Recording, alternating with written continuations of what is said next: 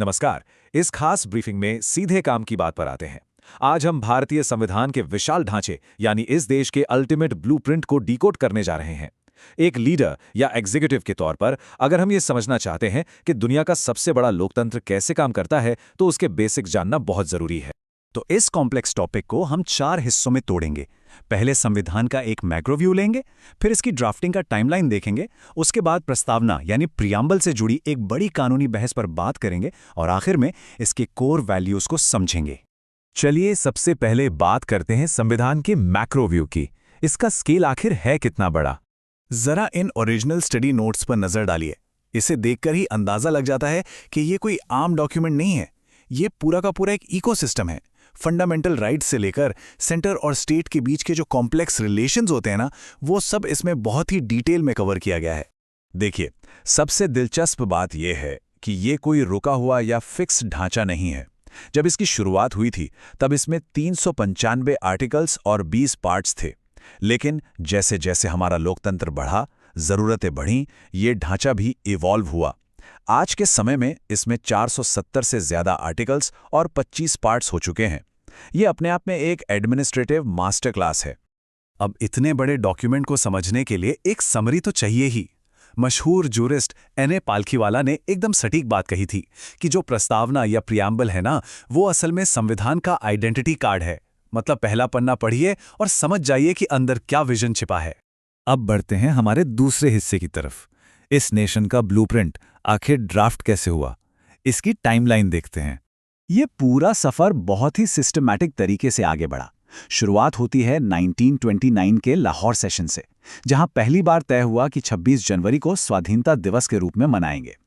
फिर 1946 में पंडित नेहरू ने ऑब्जेक्टिव रेजोल्यूशन पेश किया, जिसे 1947 में पास किया गया और फाइनली 26 जनवरी 1950 को ये पूरी तरह से लागू हो गया।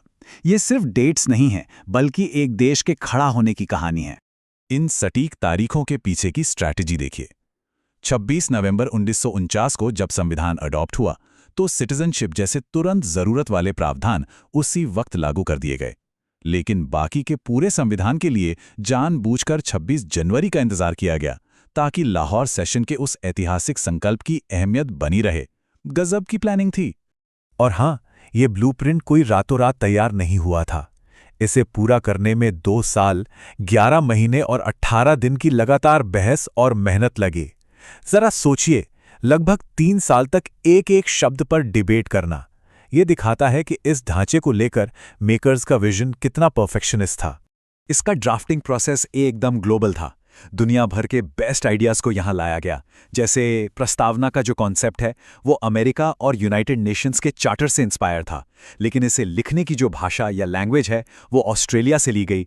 मतलब दुनिया की बेस्ट प्रैक्टिसेस को अपने सिस्टम के हिसाब से ढाल लिया गया। अब आते हैं तीसरे और बहुत ही इंटरेस्टिंग पार्ट पर, प्रस्तावना का लीगल स्टेटस। यहां एक बहुत बड़ी डिबेट हुई थी जो किसी भी लीडर के लिए एक शानदार केस स्टडी है। एक पैराडॉक्स पर गौर कीजिए। क्या किसी डॉक्यूमेंट का इंट्रोडक्शन उस डॉक्यूमेंट का हिस्सा नहीं होना चाहिए? सुनने में थोड़ा अजीब है ना, लेकिन आपको बता दें कि दशकों तक हमारे सुप्रीम कोर्ट में इस बात पर एक राय नहीं थी कि प्रस्तावना संविधान का असली हिस्सा है भी या सिर्फ एक ओपनिंग स्टेटमेंट है। ये लीगल फ्लिप फ्लॉप बहुत ही क्लासिक है। 1960 के बेरुबारी केस में सुप्रीम कोर्ट ने कहा कि भाई प्रस्तावना संविधान का हिस्सा नहीं है, इसलिए इसे अमेंड या संशोधित नहीं किया जा सकता। लेकिन फिर 1973 में आता है ऐतिहासिक केशवानंद भारती केस। यहां कोर्ट ने अपने ही फैसले को पलट दिया और कहा कि नहीं, प्रस्तावना संविधान का अभिन्न अंग है और इसलिए इसमें बदलाव किया जा सकता है। और उसी 1973 के जजमेंट का असर था कि 1976 में 42nd संविधान संशोधन हो सका। इसी के जरिए 3 बहुत ही अहम शब्द जोड़े गए: समाजवादी, पंथनिरपेक्ष और अखंडता। मजेदार बात यह है कि इतिहास में सिर्फ एक ही बार प्रस्तावना में कोई बदलाव हुआ है। वैसे इस पूरे संविधान की आत्मा कहाँ बसती है, ये सवाल पूछें तो दिग्गजों के जवाब अलग अलग मिलते हैं। गोलकनाथ केस में इसे प्रस्तावना बताया गया। पंडित नेहरू के लिए ये फंडामेंटल राइट्स थे। डॉक्टर अंबेडकर ने आर्टिकल 32 को इसकी आत्मा माना, तो वहीं ग्रैनविले ऑस्टिन ने इसे पार्ट 3 और 4 का कॉम्बिनेशन बताया। ये अलग अलग राय इस डॉक्यूमेंट की डेप्थ को दिखाती है। चलिए अब हम आखिरी हिस्से पर आते हैं, संविधान के कोर वैल्यूज और आइडियल्स। असल में ये देश वादे क्या करता है ये ओरिजिनल ट्री डायग्राम देखिए। ये एक कॉम्प्लेक्स पॉलिटिकल फिलॉसफी को कितने साफ तरीके से एक सिंपल हायरार्की में तोड़ देता है। अगर एक झटके में समझना हो कि भारत का कोर वैल्यू सिस्टम क्या है, तो ये विजुअल एकदम परफेक्ट है। इन नोट्स के हिसाब से देखें तो 5 पिलर्स हैं जो स्टेट के नेचर को डिफाइन करते हैं। संपूर्ण प्रभुत्व संपन्न यानी सॉवरन, समाजवादी, पंथ निरपेक्ष, लोकतंत्र और गणराज्य। ये महज शब्द नहीं है, ये वो नॉन नेगोशिएबल रूल्स हैं जो तय करते हैं कि सरकार की दिशा क्या होगी और हमारा सिस्टम कैसे ऑपरेट करेगा। और इन आइडियल्स का डेटा भी बड़ा दिलचस्प है। ये सिर्फ हवाई बातें नहीं हैं। प्रस्तावना एकदम क्लियर नंबर्स देती है। 3 तरह का न्याय, 5 अलग अलग तरह की आज़ादी और 2 तरह की समानता की गारंटी। एकदम सटीक और नापा तौला हुआ विजन। यहाँ हम उस नंबर गेम का पूरा ब्रेकडाउन देख सकते हैं। न्याय सिर्फ कोर्ट कचहरी वाला नहीं, बल्कि सामाजिक, आर्थिक और राजनीतिक भी होना चाहिए। आज़ादी सिर्फ बोलने की नहीं, बल्कि सोचने, विश्वास करने और अपने धर्म को मानने की भी है। और समानता केवल नाम की नहीं, स्टेटस और अपॉर्चुनिटी की होनी चाहिए। इस पूरी भारी भरकम फिलॉसफी को देखने के बाद ये अल्टीमेट सोर्स याद रखना सबसे जरूरी है। हम भारत के लोग।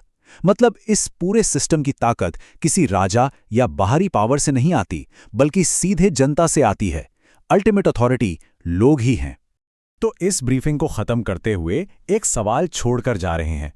क्या ये सारे बुनियादी आदर्श सिर्फ बनाने वालों के सपने थे, या आज भी ये एक मॉडर्न और फास्ट मूविंग देश के पॉलिटिकल और सोशल सिस्टम को सच में ड्राइव करते हैं? सोचिएगा जरूर, क्योंकि इसी ब्लूप्रिंट पर इस देश का पूरा कॉर्पोरेट और पॉलिटिकल स्ट्रक्चर टिका हुआ है। जुड़ने के लिए शुक्रिया।